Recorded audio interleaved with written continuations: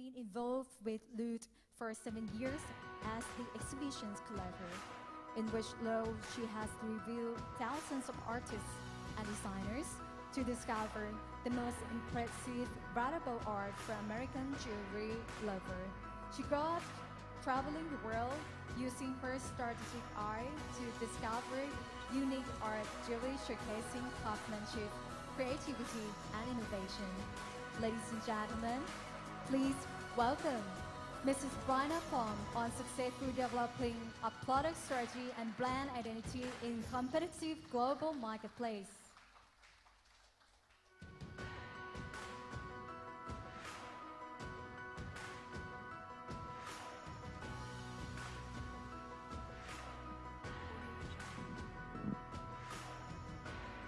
Good morning. Thank you very much. The first thing I would like to do is to thank the Commercial Council, Thai Trade Center in New York, Mr. Napadol Thongmi, and also Ms. Siriwan Sangnark from the Gem and Jewelry Institute of Thailand for inviting me here. Thank you very much. It's my pleasure to return to Bangkok. The last time I was here was about 25 years ago, and during a certain period of time, I was here every 3 or 4 months working with different factories who produce fashion jewelry. So I'll tell you a bit about my background first. I was interested in the business of retailing after I graduated from the university where I studied French and art history. I was accepted into the executive training program of Federated Department Stores, the largest group of department stores in America.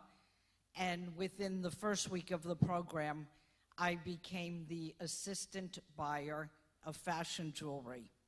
And I've spent my whole career of more than 35 years now in the field of jewelry. I've never done anything but jewelry.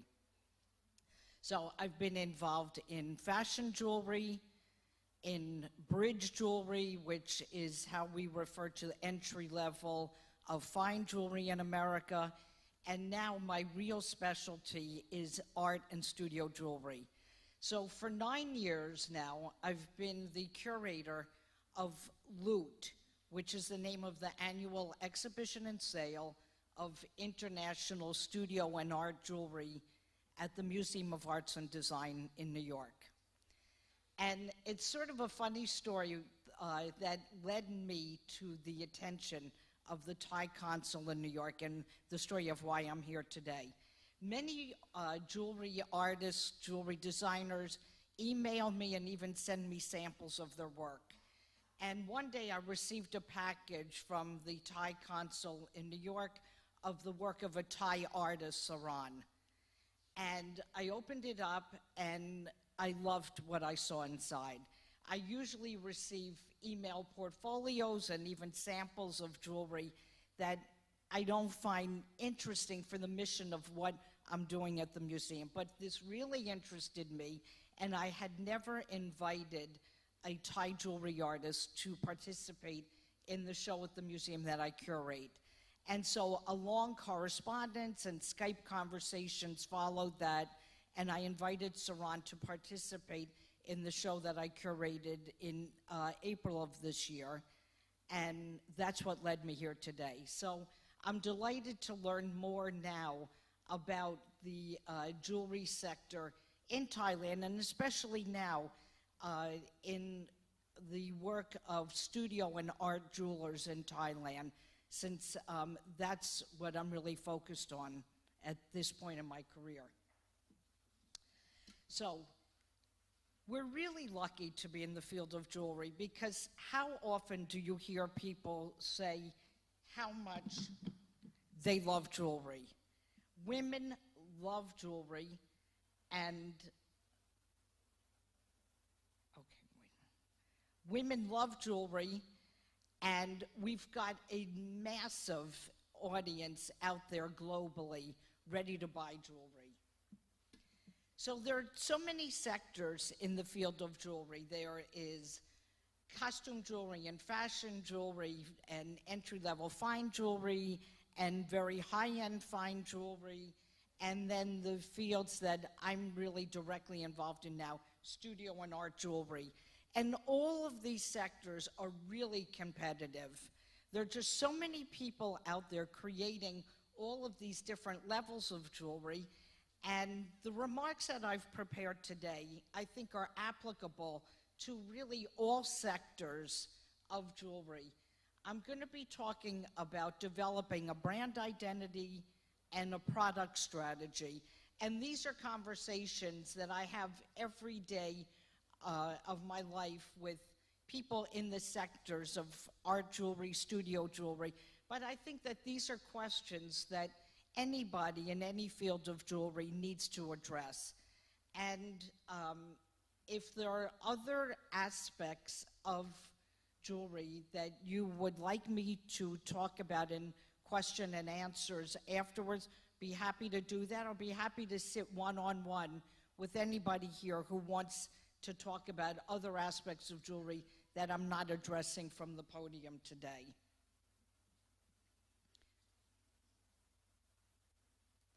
So the first thing that I recommend for anybody who is formulating a business in jewelry is to strategize a mission statement.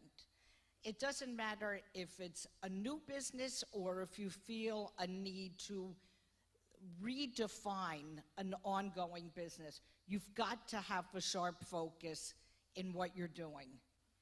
And the first question you have to ask yourself is, what do you love doing? Because what you do in business has to reflect what you love. Do you love making earrings or necklaces or chains or stone or working with beads? You've got to have a focus for your work. You've got to define what your strengths are and what your weaknesses are, and you've got to play into your strengths. You've got to sharply define who you want your company to be and what specific role, what niche in the marketplace you want your company to fit into. And when you answer all these questions, you'll have a much better idea of how to brand the company and how then to develop the correct product for the company. And branding and product strategy are very much intertwined, and I'll be talking about both of these in the next few minutes. So after you define your mission, you've got to promise yourself that you're going to stay true to this mission and that you're going to have the expression of it be very simple and very explicit. So that starts in the beginning with the product mix. All the product that you put into your collection has to adhere to the goals of your mission statement. And when you express your sales pitch to your consumer, you've got to also stay simple and explicit and true to the mission statement. Nowadays, our marketing is very much two-pronged. It goes both online and in print, and it's becoming even less in print than ever before. In your presence at trade fairs like this one, it is critical to keep your mission statement very clear, and that's what will make you stand out.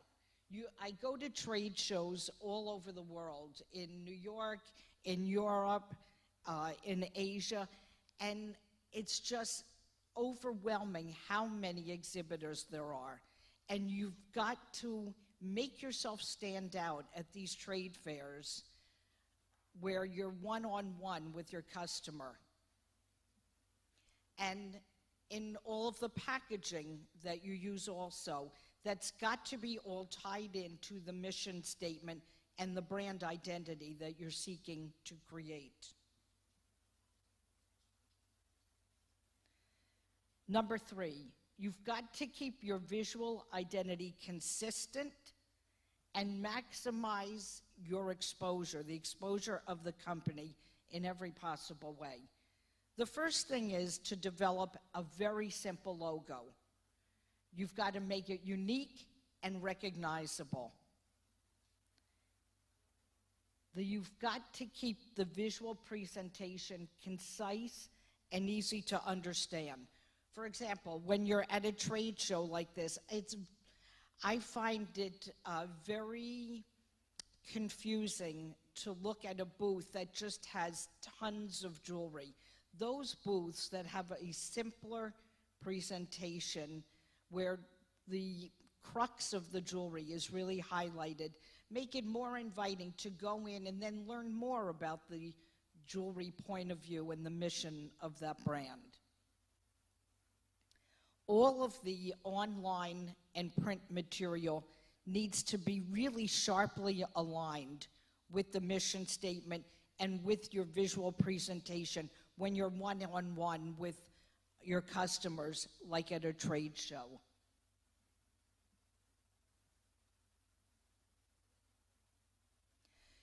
It's critical to position the company strategically within the competitive marketplace. It's a big competitive marketplace out there. There are just so many companies all over the world making jewelry in every sector that I've mentioned exists within the framework of jewelry. And to position the company correctly within that framework will make your company stand out and have a presence and have an identity that can be recognized and contribute to your business and your growing your business.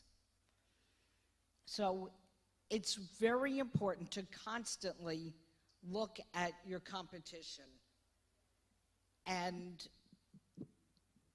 position yourself accordingly. Define your competition's strengths and weaknesses, and then position your company so that you have a distinctive point of view, a distinctive look, and you stand apart from your competition. Number 5 is position your company with the target customer in mind. You can define your customer by lifestyle, by age group, and also if you're selling to actual retail brick and mortar stores around the world, it's really important to visit that store, to visit several locations of that store if it's a multi-channel operation. If you're selling primarily websites, it's so important to really analyze the business of these websites and look at their competition also and see what businesses seem to be saturated or what classifications perhaps are missing and are opportunities for your company. You should always discuss the competition with the customers who you're selling. You should talk about how they feel about your collection within the whole structure of their business, how they view you versus competitive manufacturers, and always ask the customer where they see your strength, where they see you fitting in to their product mix.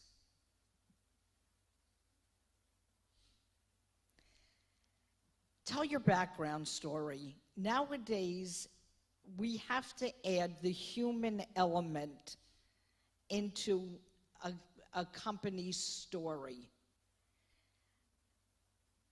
So we need to create a compelling connection to your brand.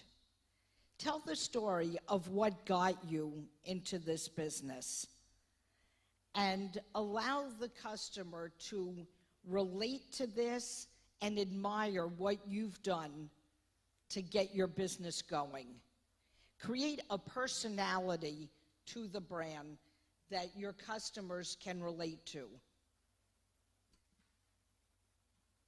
So all of these together are, I think, the 6 critical factors in contributing to establishing a brand identity.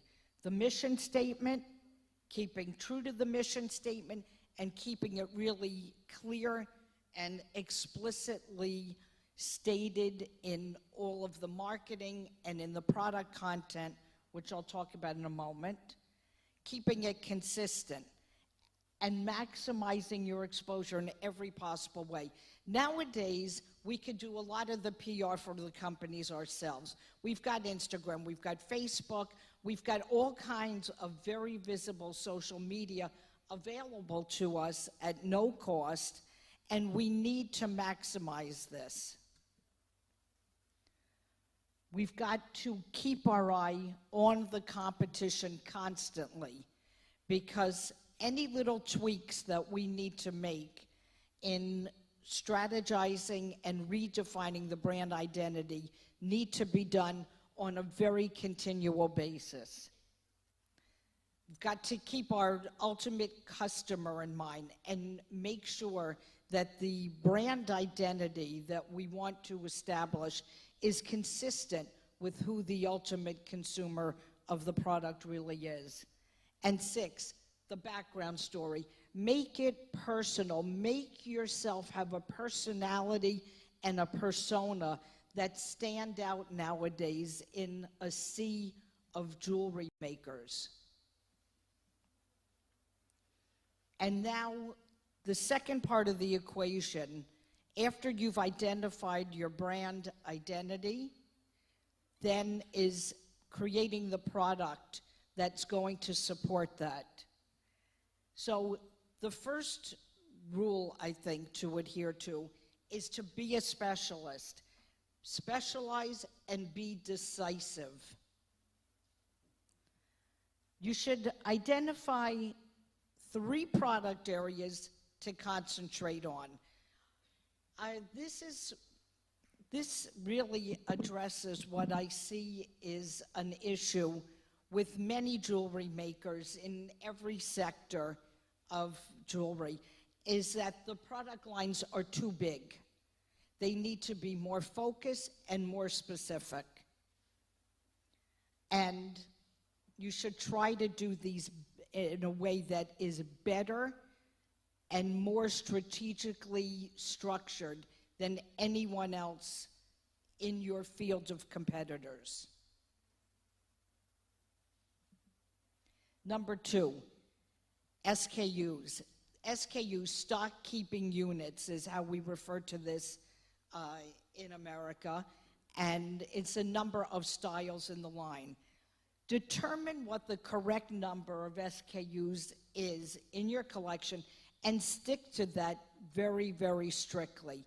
Don't let the line become too big, too wandering. You've got to focus it for your customer. A line that is too big can be confusing to a customer coming to shop that line. So you should cherry pick the styles that you want to put in the line rather than forcing your customer to cherry pick them when they're shopping your line. You should constantly evaluate the productivity of every SKU in the line so that each one is productive.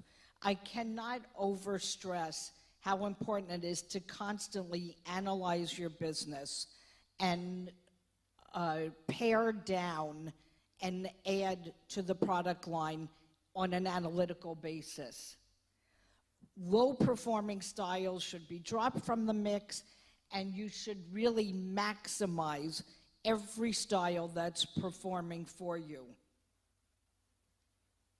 So analyzing the business constantly, I think, is critical to developing a productive product line. To grow the business, you have to understand what's driving your business, and you should constantly identify the top performing styles in the line and strategize how to maximize them. And when I look around, for example, at just to take a brand that I think is globally recognized, at Tiffany's, for example, when they do a collection, they do every possible permutation of that style in earrings, in rings, in necklaces and pendants and pins, and they take a certain motif and they milk it, to use an expression, just to maximize every possible way that they can create business with these signature elements and signature styles that they're working with. The next one, develop a signature look and maintain it.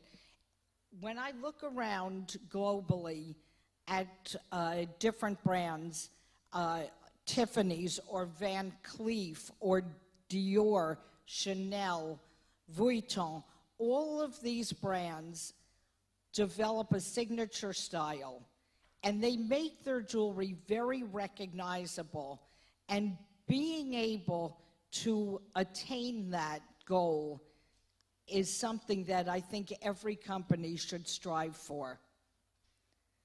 So keep the product identifiable and keep it consistent with your product look, with your signature style.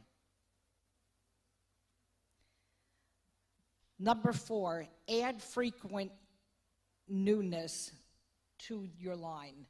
The customer needs a reason to buy, and that reason is most often buying something they don't already own or something that they've never seen before. And we've got to keep on top of trends all over the world and address them in our signature way in the product line that we're creating. Jewelry is most often an impulse purchase, and we've got to spark that impulse purchase in the customer to make him or her want to buy something. Keep your eyes open all the time, looking at trends, looking at your competitors' businesses, and at your customers' businesses. You've got to take an active lead in the marketplace, looking around constantly at these 3 different things, at trends, competitors, customers, to be opportunistic, to add opportunistic product into your collection. So, as I said, the brand identity and the product strategy go very much hand in hand in making your business grow and positioning it in a way where it's attractive to the customer and really fills a niche within the whole global jewelry business. So to review these 6 things, specialize and be decisive. Focus a line. Determine the correct number of SKUs that are in your line and stick to it. Don't let the line wander. Keep it really focused. Analyze your business constantly, because that's the only way to see what your best sellers are and also what your worst sellers are, what you should not be spending time on manufacturing and showing to your customer. Develop a signature look and maintain it. If you can make your product line stand out in a sea of jewelry makers and designers, then you've really accomplished something that I think is hard to accomplish, but is the most important goal of a business. Add frequent newness to the line. Keep on top of trends and update the line constantly to give a reason for being. And keep your eye on your competitors and keep your eye on your consumers, because they're the ones who are driving your business and making you focus your business and giving you the opportunity to see it grow.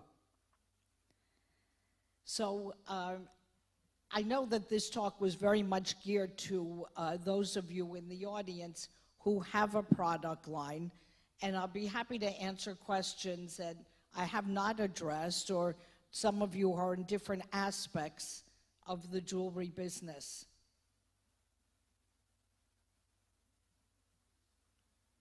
Okay, thank you very much. It's been a pleasure to be here, and if you would like to speak on a one-on-one basis, I'd be happy to do that. Thank you.